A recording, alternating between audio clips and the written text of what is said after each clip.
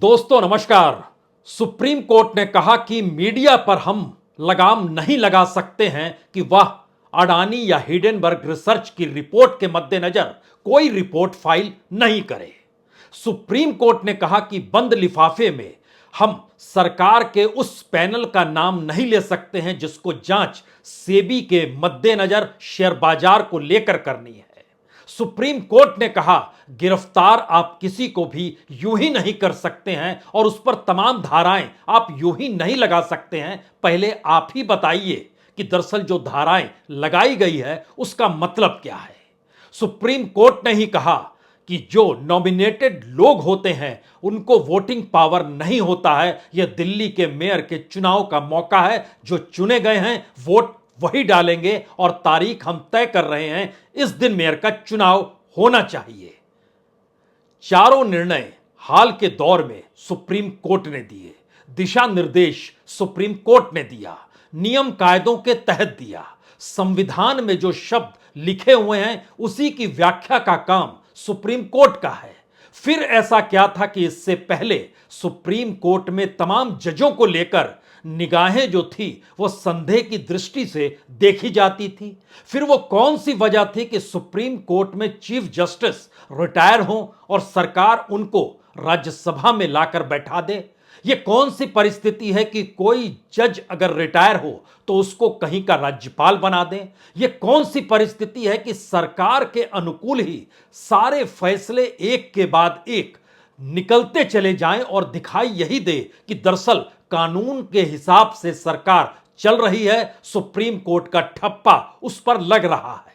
और फिर ऐसे वक्त में यह कौन सी परिस्थिति है जिसमें एक के बाद एक सरकार द्वारा लिए जा रहे निर्णयों पर संदेह होने लगा और लगने लगा कि यह नियम कायदे कानून और संविधान के हिसाब से काम नहीं कर रही है। तो क्या इस दौर में chief justice of India DY Chandrachud, justice Chandrachud एक नायक के तौर पर सभी को नजर आने लगे? उन्होंने क्या किया? उन्होंने अपना काम किया। ठीक उसी तरीके से इस देश के अखबारों में कल को अगर छपने लगे कि प्रधानमंत्री जो देश भर में घूम रहे हैं, चुनाव प्रचार कर रहे हैं, उस पर कितना खर्च हो रहा है और इस देश के सामने जो मुश्किल हालात हैं उसकी जो त्राहिमाम मची है, दोनों के बीच प्रधानमंत्री की मौजूदगी दिल्ली में रहकर गवर्नेंस संभालने को लेकर क्यों होनी चाहिए? कल को अगर कोई संपादक संपादकीय लिख डाले कि दरअसल नौकरशाही को जिस लिहाज से हाँका जा रहा है और तमाम पदों पर बैठाया जाता है उन लोगों को जो सरकार के अनुकूल हों, तो फिर क्या होगा? संपादक अपना काम कर सकता है, चीफ जस्टिस ऑफ इंडिया अपना काम कर रहे हैं।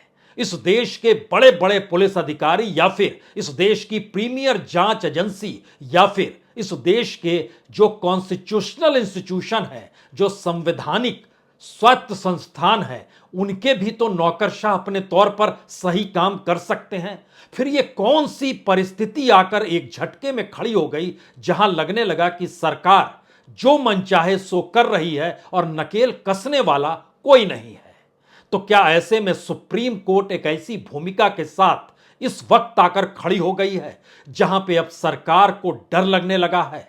क्योंकि मौजूदा वक्त में chief justice of India DY Chandrachud, इनकी जो पूरी यात्रा है बतौर चीफ जस्टिस, यह नवंबर 2024 तक रहनी है और 2024 में इस देश के लोकसभा चुनाव होने हैं और उससे पहले इस देश के तमाम संस्थानों को अपने अनुकूल हाँकने की परिस्थिति जो सुप्रीम कोर्ट से हटकर सरकार ने अपने लिए पैदा की, क्या वो कोई मामला सुप्रीम कोर्ट के दरवाजे पर कल अगर जाएगा तो सुप्रीम कोर्ट उस पर निर्णय सरकार के खिलाफ दे सकता है?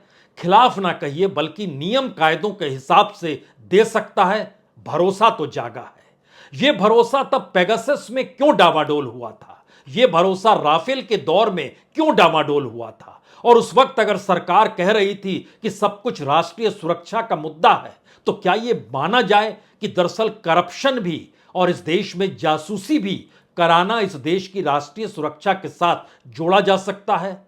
संविधान के पन्नों को पलटिए या नियम कायदों के तहत इस देश के भीतर पुराने हुए फैसलों को देखिए तो बहुत सारी चीजें आपकी आंखों के सामने रेंगने लगेगी कि 2014 से पहले वो कौन सी स्थिति थी जिसमें राजनीतिक सत्ता सुप्रीम कोर्ट के भीतर कोई मामला जाए तो घबराने लगती थी, और मौजूदा वक्त में एक के बाद एक जब 4 फैसले आए उसके मद्देनजर सरकार की सिट्टी पिट्टी गुम हो गई और बहुत साफ ये मैसेज लोगों के बीच जाने लगा कि सरकार किसी तानाशाह की तर्ज पर चलना चाहती है। विपक्ष भी अघोषित आपातकाल के ऐलान करने से नहीं घबरा रहा है। हमें लगता है आज चंद कच्चे चिट्ठे को इसलिए खोलिए क्योंकि इस देश के भीतर में चुनाव आयुक्त की नियुक्ति को लेकर भी सुप्रीम कोर्ट में यह बहस हो चुकी है और यह मामला सुप्रीम कोर्ट के भीतर है कि अगर आप किसी व्यक्ति की नियुक्ति करते हैं, यानी सरकार करती है या प्रधानमंत्री करते हैं, तो उस शख्स के खिलाफ वह व्यक्ति कैसे जा सकता है जिसकी नियुक्ति ही सरकार कर रही है, जबकि वह संस्था एक स्वायत्त संस्था, संवैधानिक स्वायत्त इंस्टीट्यूशन के तौर पर जिसकी पहचान है। कच्चे चिट्ठे को खोलने से पहले 2-3 बातों पर ध्यान रखिए। बहुत सारे मुद्दे 2014 के बाद से इस देश में बड़े सेंसिटिव तरीके से सुप्रीम कोर्ट के दायरे में आए।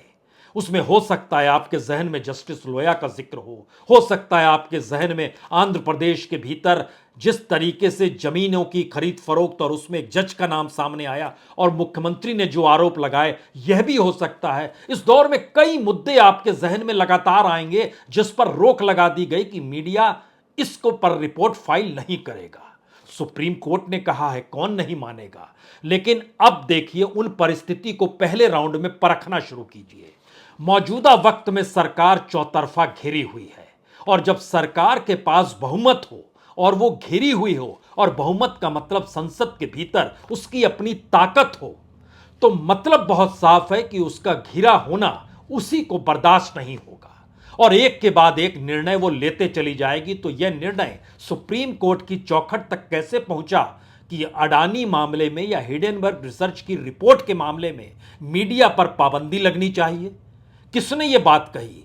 उस व्यक्ति ने कही जो पीआईएल लेकर गया था। उसको इस बात से क्या मतलब होना चाहिए कि मीडिया पर प्रतिबंध क्यों लगना चाहिए इन खबरों को लेकर कि वह ना दिखाए, और सुप्रीम कोर्ट ने कहा यह काम हम नहीं कर सकते हैं। तो क्या पहले के मामलों को लेकर इन बातों का जिक्र सुप्रीम कोर्ट क्यों नहीं कर पाई? मीडिया तो निष्पक्षता के साथ चीजों को देखता है, लेकिन जब सुप्रीम कोर्ट की मुहर लगने लगती है या किसी भी इंस्टीट्यूशन के ऊपरी पद पर बैठा हुआ शख्स अगर सरकार के अनुकूल हो जाए, तो फिर नीचे तक वो मैसेज चला जाता है कि आपको कुछ भी अब नहीं कहना है सरकार को लेकर, और फिर सूचनाएं रुक जाती है, जानकारी रुक जाती है, फैक्ट्स छुप जाते हैं, नियम कायदे कानूनों की परिभाषा बदलती हुई दिखाई देती है और संविधान भी इस दौर में नए तरीके से सत्तानुकूल ही दिखाई देने लगता है। तो क्या यह माना जाए कि जस्टिस चंद्रचूड़ के जरिए इस वक्त भारत को एक नायक मिल रहा है, या इस बात का जिक्र किया जाए कि जो तानाशाही के अंदाज में सरकार चल पड़ी थी उस पर नकेल कसने के लिए इस वक्त सुप्रीम कोर्ट की मौजूदगी है, या फिर इन सब से हटकर सिर्फ इतना कहा जाए जी नहीं, हर कोई अपना काम करने लगे तो स्थितियां इस देश की खुद ब खुद अनुकूल हो जाएगी। और डर और खौफ किस बात का? आखिर में सुप्रीम कोर्ट का यह मैसेज क्या तमाम इंस्टीट्यूशंस के लिए निकल कर आ रहा है? क्योंकि इस दौर में संसद के भीतर विपक्ष की भूमिका निभा पाने की स्थिति में भी कांग्रेस नहीं है। विपक्ष के नेता के तौर पर उसकी मौजूदगी किसी भी अपॉइंटमेंट में नहीं होती है, इसीलिए सीएजी का अपॉइंटमेंट हो सरकार करती है, ईडी का अपॉइंटमेंट हो सरकार करेगी, सीबीआई डायरेक्टर का अपॉइंटमेंट हो सरकार अपने हिसाब से करेगी, और हर उस इंस्टीट्यूशन का अपॉइंटमेंट सरकार करते करते यहां तक आ गई कि उसने नए नियम कायदे बनाए। अब यूपीएससी के जरिए नहीं बल्कि प्रोफेशनल्स को हम उनकी भर्ती भी करेंगे, और एक टारगेट भी उसने ले लिया, इतनी भर्तियां हम करेंगे। यानी बिल्कुल नए डिजाइन में सरकार का रास्ता चल पड़ा और सरकार ने एक ही बात कही कि दरअसल हमें जनता ने चुनकर भेजा है तो हमारे पास सारा पावर है, और ये पावर कैसे बढ़ते बढ़ते ऐसी स्थिति में आ गया कि जजों की नियुक्ति जो होती है वह भी हम ही करेंगे, इसीलिए कोलेजियम को दरकिनार कीजिए और इस देश के भीतर में जुडिशियल अपॉइंटमेंट कमीशन जो है उसको लागू कीजिए। और सोचिए जरा, इस देश के कानून मंत्री, इस देश के उपराष्ट्रपति यानी धनखड़ साहब हो या रिजिजू हो, दोनों ने खुले तौर पर इस देश में सुप्रीम कोर्ट को निशाने पर लेने में कोई कोताही नहीं बरती, न्यायपालिका को निशाने पर कोई कोताही नहीं बरती। तो इस सिलसिले को समझने के लिए चंद पन्ने खोलने की शुरुआत करते हैं। अडानी की खबरों पर रोक नहीं लगाएंगे, सुप्रीम कोर्ट ने यह कहकर मैसेज बहुत साफ दिया कि जो खबरें दिखाई जाती हैं, जिस रूप में दिखाई जाती है, उसको दिखाने से रोकना और जिस कमेटी को हम बनाने जा रहे हैं उस कमेटी के मद्देनजर इसमें कुछ छुपाने की जरूरत होनी नहीं चाहिए। और यह तो अंतर्राष्ट्रीय तौर पर चीजें जब फैल चुकी है तो फिर कौन छुपाना चाहता है, क्यों छुपाना चाहता है, पहला संदेश। दूसरा, सरकार ने जब कहा बंद लिफाफे में हम नाम देंगे तो सुप्रीम कोर्ट ने पहली बार खुले तौर पर कहा जी नहीं, बंद लिफाफे में नाम मत दीजिए, ट्रांसपेरेंसी नहीं रहेगी। मौजूदा वक्त में सत्ता बीजेपी की है, यह वही बीजेपी है जब ब्लैक मनी को लेकर क्या नाम सामने आए और किन नामों के खिलाफ कार्रवाई हो रही है, इसको लेकर मनमोहन सिंह की सरकार ने 2013 में जब सुप्रीम कोर्ट में बंद लिफाफा सौंपा था तो पार्लियामेंट से लेकर सड़क तक यही बीजेपी हंगामा कर रही थी कि काला धन छुपाने वाले और कमाने वालों के नाम आप बंद लिफाफे में कैसे दे सकते हैं।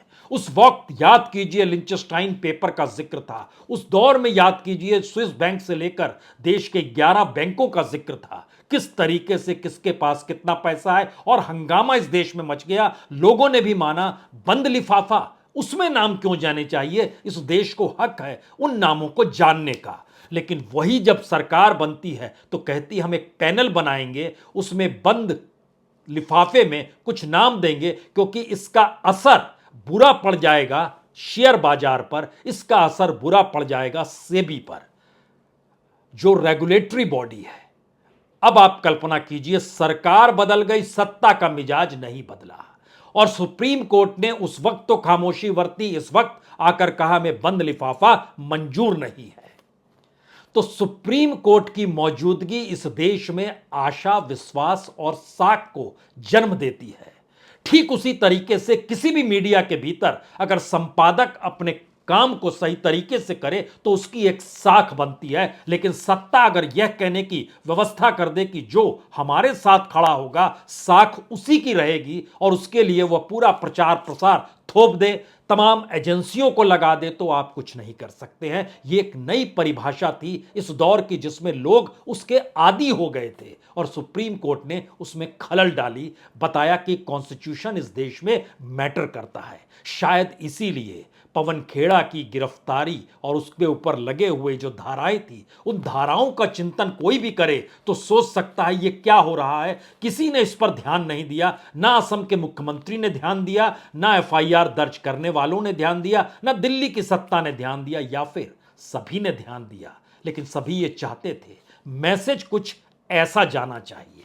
जो ऐसा मैसेज होता है उसका असर क्या होता है। उसके बाद सुप्रीम कोर्ट ने जब नोटिस भेज दिया यूपी सरकार को और असम सरकार को और वहां के जो आईजीपी हैं उनको लेकर जब नोटिस भेजा, आप बताइए नोटिस का जवाब दीजिए, सोमवार को हम सुनवाई करेंगे। तो फिर मैसेज आया, नियम कायदे कानून को परिभाषित करने के लिए ही तो लॉ एंड ऑर्डर और गवर्नेंस और गवर्नमेंट होती है। अगर वही पॉलिटिकली मूव करने लगे तो फिर सुप्रीम कोर्ट क्या करेगा। तो सुप्रीम कोर्ट ने रोक लगा दी। हमें लगता है यहां एक चीज और राजनीतिक मिजाज को परखिए, जिसको लेकर सरकार के सामने अब मुश्किल यह है कि वह अपने तरीके से चीजों को परिभाषित कैसे करेगी। बीबीसी पर छापा पड़ना या बीबीसी का सर्वे होना या बीबीसी की डॉक्यूमेंट्री आना, जब डॉक्यूमेंट्री आई तो यूके पार्लियामेंट के भीतर वहां के प्राइम मिनिस्टर ऋषि सुनक ने कहा किसी देश के प्रधानमंत्री को लेकर इस तरीके से उनकी छवि धूमिल करना ठीक नहीं है। उसको लेकर बीजेपी ने इस देश के भीतर में शोर मचाया और एक दिन पहले जब पार्लियामेंट के भीतर बीबीसी पर हुए सर्वे और इनकम टैक्स अधिकारियों की जो नोकझोंक और सारी चीजें सामने आई, उसकी जो उसी पार्लियामेंट में भर्त्सना हुई, इसको लेकर खामोशी बरत ली गई। यह है अपने अनुकूल चीजों को चुन लेना और उसको परोस देना। लेकिन जब यह न्यायपालिका के दायरे में जाएगा तो वहां तो संविधान के लिहाज से चीजें परिभाषित होंगी। तो क्या इससे पहले यह नहीं हो रहा था? और इस वक्त एक झटके के बाद, क्योंकि हमारे पास एक लंबी फहरिस्त है, जब चीफ जस्टिस रंजन गोगोई थे कौन से फैसले आए और उसके बाद वो राज्यसभा चले गए, तो देश के भीतर एक शक की गुंजाइश पैदा हो गई कि दरअसल आप जो फैसले दे रहे थे सरकार के अनुकूल सुप्रीम कोर्ट के नाम पर, और उसके बाद आपको सरकार के साथ ही खड़ा होना था, तो क्यों नहीं यह माना जाए कि दरअसल उस समय फैसले सरकार के जरिए आप प्रभावित कर रहे थे? उसके बाद याद कीजिए जस्टिस शरद बोबड़े, उनके दौर में किसान आंदोलन का होना, उनके जरिए कमेटी का बैठाना और सुप्रीम कोर्ट की आंखों तले दिल्ली के बॉर्डर पर ही बैठे हुए किसान एक दो नहीं 600 से ज्यादा किसानों की मौत हो गई। सुप्रीम कोर्ट ने कोई चू तक नहीं की। क्या यह भरोसा कोई जगा सकता है कि कॉन्स्टिट्यूशन में सबसे महत्वपूर्ण लोगों के मौलिक और नागरिक अधिकारों का जिक्र ही है, जो उस दौर में गायब हो गया था? कोई इमरजेंसी नहीं लगी थी, कोई अघोषित आपातकाल का जिक्र भी नहीं था, लेकिन लोगों के अपने अधिकार और हक की लड़ाई के सिलसिले को समझने के लिए सुप्रीम कोर्ट ने उस दौर में अगर खामोशी बरती और उसके बाद जिस कमेटी को बनाया, क्या मतलब था इसका? इसको लेकर क्या कोई बहस हो सकती है? हम आदी हो गए थे क्या? ऐसे ही फैसले आएंगे और एक झटके में जस्टिस चंद्रचूड़ ने उस पूरी परिभाषा को बदलने की कोशिश शुरू कर दी, या फिर परिभाषा एक झटके में जैसे ही बदली वैसे ही एक छोटा छोटा फैसला आने लगा? दिल्ली के भीतर लगातार महीनों से मेयर का चुनाव ना हो पाना, यह जानते समझते हुए कि दरअसल किसके पास कितने सदस्य जीत कर आए हैं और खुले तौर पर बहुमत के साथ अगर आम आदमी पार्टी की मौजूदगी है तो फिर खलल कौन डाल रहा है, और उसमें नॉमिनेटेड लोगों को भी वोट के पावर दिए जाए, क्योंकि राज्यसभा में भी नॉमिनेशन होता है, उसको भी वोट के पावर मिलते हैं। इलेक्शन के बाद चुनने की स्थिति विधायक दल के नेता की जब होती है तो कहा जाता है चुने हुए लोग ही चुनते हैं कौन हमारा नेता होगा। कुछ इसी तर्ज पर मेयर को चुनाव करना था, लेकिन नहीं हो पा रहा था। दखल सुप्रीम कोर्ट ने दी, एक झटके में लगा सही तो कह रहा है सुप्रीम कोर्ट। अब सुप्रीम कोर्ट सही कह रहा है तो कौन सी पार्टी विरोध कर रही थी? वही पार्टी विरोध कर रही थी जिसकी सत्ता और उसके नायक की गूंज इस देश के भीतर में हर कोने में गूंजती है। क्या ऐसी परिस्थिति आ गई है? तो देखिए उस पर भी फैसला आ गया।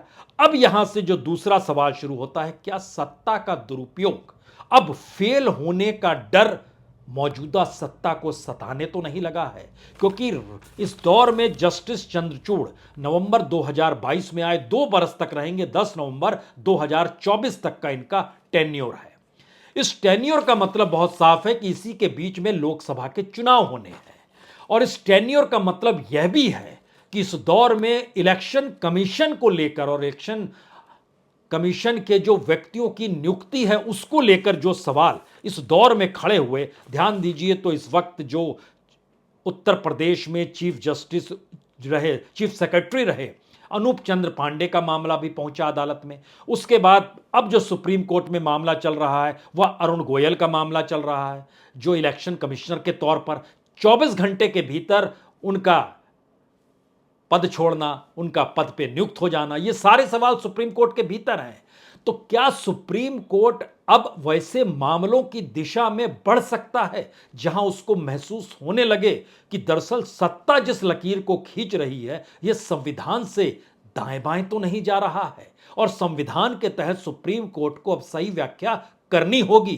क्या यह खौफ सत्ता के साथ है? क्योंकि इस दौर में हिंदू राष्ट्र की परिकल्पना, इस दौर में हिंदुत्व की गूंज, इस दौर में नफरत, इस दौर में वोटरों के ध्रुवीकरण को लेकर सांप्रदायिक भाषा का खुल्लम खुल्ला प्रयोग, चुनाव के मौके पर भाषणों को लेकर जिस तरीके से उन्माद पैदा करने की स्थिति, इन सारी स्थितियों को लेकर बहस तो इससे पहले भी सुप्रीम कोर्ट में हुई है। उस दौर में ये सारे सवाल सामने आते थे, लेकिन लगता था कि हां सुप्रीम कोर्ट है, कॉन्स्टिट्यूशन इस देश में काम कर रहा है, रूल ऑफ लॉ मौजूद है। लेकिन फिर घूमिए पुराने दौर में, याद कीजिए जब भीड़ तंत्र हो रहा था, रूल ऑफ लॉ का कोई जिक्र नहीं करता था। कौन क्या ले जा रहा है, कौन मुसलमान है। उसके बाद इनकाउंटर का दौर देखा गया उत्तर प्रदेश के भीतर में, फिर बुलडोजर का दौर देखा जा रहा है उत्तर प्रदेश के भीतर में। इस देश के भीतर में अलग अलग तरीके से चुनाव जीतने के लिए और 80-20 का खुला खेल जो चलने लगा हिंदू मुस्लिम को लेकर, इस देश का कॉन्स्टिट्यूशन इसकी इजाजत नहीं देता है। तो पहले पॉलिटिकल पार्टीज ऐसा क्यों नहीं कहती थी, अभी वो क्यों कह रही है? क्यों? क्या ऐसी स्थिति आ गई जहां पर इस देश की डेमोक्रेसी का हर पाया कमजोर हो गया, या वो खौफजदा हो गया, या सत्ता ने अपनी ताकत से उसे डरा दिया, या फिर इन सब के बीच जो इंस्टीट्यूशंस काम कर रहे हैं उसी को अपना कवच बना लिया और हर दरवाजे पर उसकी मौजूदगी नजर आने लगी। यही मौजूदगी ED, CBI, IT, CVC, CAG अलग अलग तरीके से काम के तौर पर उभरने लगी। क्या वाकई ऐसी परिस्थिति है? और ऐसे में सुप्रीम कोर्ट एक आशा की किरण बना है। संविधान कहता है आशा की किरण कोई नहीं है, सबको अपना काम करना और कॉन्स्टिट्यूशन और रूल ऑफ लॉ के हिसाब से करना है। इसमें क्या मुश्किल काम है? ये तो बहुत आसान काम है। लेकिन इस काम से हटकर सत्तानुकूल हो जाना, यह क्या वाकई बड़ा काम है? या यही क्या इस देश हित में है? राष्ट्रहित यही कहता है? और इन सब के बीच एक लंबी फहरिस्त इस देश में राजद्रोह के मुकदमों को लेकर भी चली, जिस पर रोक सुप्रीम कोर्ट को लगानी पड़ी। तो क्या वाकई पहली बार इस देश के भीतर में कैसी परिस्थिति खुले तौर पर सामने है, जो लगातार चलती आ रही है कि सत्ता अपनी ताकत का एहसास अपने चुने हुए नुमाइंदों की परिभाषित करते हुए बताती है कि जनता ने इन्हें चुना है। जनता ने किसी जज को नहीं चुना है, चीफ जस्टिस को नहीं चुना है, किसी एडिटर को नहीं चुना है, किसी समाज सेवक को नहीं चुना है। उसने तो लोगों को चुना है जो पार्लियामेंट के भीतर जाते हैं, तो उन्हीं की सब बातें चलेंगी, बाकी कोई मायने नहीं रखता है। तो क्या इसका मतलब कहीं यह तो नहीं है कि हर चुनी हुई पॉलिटिकल पार्टी जो सत्ता में आए वो अपने तरीके से कॉन्स्टिट्यूशन को प्रभावित करे, अपने तरीके से इस देश के इंस्टीट्यूशंस को प्रभावित करे, अपने तरीके से पूरा सिस्टम बना ले, और हर पॉलिटिकल पार्टी का चुनाव जीतना और बरकरार रहना सत्ता में अपनी परिभाषा के साथ उसकी मौजूदगी रहे और सबको उसी तरीके से काम करना होगा? तब तो यहां पर यह भी समझना होगा इस देश में वोटरों की तादाद कितनी है, सत्ताधारी दल को कितने वोट मिलते हैं, और जितने वोट नहीं मिलते हैं वो क्या उस सत्ता के खिलाफ हैं, विरोध में हैं, या वो बंट गए अलग अलग पॉलिटिकल पार्टी में। और आधे लोग तो इस देश में वोट ही नहीं डालते हैं, तो उनका मत क्या है? क्या इस दृष्टि से एक नई परिभाषा अब सुप्रीम कोर्ट गढ़ने की दिशा में बढ़ सकता है? क्योंकि जिस देश के भीतर में जजों की नियुक्ति हम करेंगे, यह सत्ता खुलेआम करने लगे और देश के कानून मंत्री और उपराष्ट्रपति इसकी व्याख्या करने में लग जाए, तब अगला सवाल यह है कि जनता जिन्हें चुनकर भेजती है, क्योंकि आरोप यह लगा कि उनको आप पाक साफ नहीं कह सकते हैं, उन पर भी तो आरोप है। अभी आज ही तो सीबीआई ने एक मामला दर्ज किया आय से ज्यादा संपत्ति का, जस्टिस शुक्ला के खिलाफ जो इलाहाबाद हाई कोर्ट से रिटायर हुए हैं। लेकिन पार्लियामेंट के भीतर की स्थिति भी तो देखिए। उस पार्लियामेंट के भीतर मौजूदा वक्त में 212 से ज्यादा जो सांसद बैठे हुए, यानी हर दूसरा सांसद एक लिहाज से दागी है, उस पर करप्शन के चार्ज हैं या फिर कुछ आपराधिक मामले दर्ज हैं। और यह तादाद इस देश के भीतर चुने हुए नुमाइंदों के साथ चलती है, वो हलफनामा देते हैं कितने केसेस चल रहे हैं। और तो और मोदी मंत्रिमंडल के भीतर भी एक बड़ी कतार है जिन पर अलग अलग मामले चल रहे हैं, उन पर तो मामले चल रहे हैं, यहां तो किसी जज पर मामला नहीं चल रहा है, लेकिन जनता ने उन्हें चुन लिया है। तो हमारी राजनीतिक व्यवस्था में कहीं खोट तो नहीं आ गया है?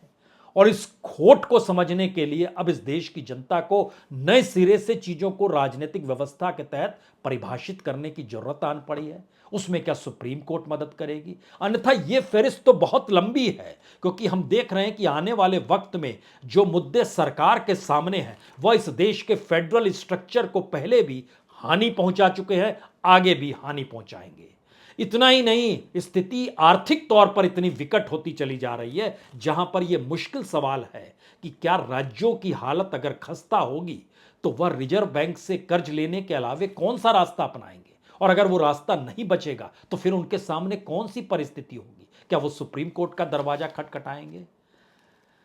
आखिरी सच इस देश के भीतर का यही हो चला है कि संविधान है, उसके हिसाब से सत्ता को चलना चाहिए, और दूसरी परिस्थिति कहती है जनता ने चुना है और जनता से बड़ा कुछ नहीं होता है, तो हम जनता के लिए सारे काम किए जा रहे हैं, आप हमें तानाशाह मत कहिए और दबी जुबां में अघोषित आपातकाल का ऐलान पॉलिटिकल तौर पे करने की कोशिश भी मत कीजिए। लेकिन एक तीसरी परिस्थिति जनता को लेकर भी है। We the people for the people जो जिक्र होता है कॉन्स्टिट्यूशन में, उसको आपको उभार के सामने लाना ही होगा। लेकिन बावजूद इसके इन फैसलों ने या इन निर्णयों ने या सिर्फ नियम कायदे बताते हुए जस्टिस चंद्रचूड़ ने मैसेज एक ही दिया है, संविधान को मानिए, अनुकूल रहिए। सत्ता का मैसेज बहुत साफ है, सत्ता बनी रहे इसके लिए सारे नियम कायदे हमारे हैं। अब पहली बार उसी में खौफ की परिस्थिति सत्ता के साथ है, डर उनके सामने है।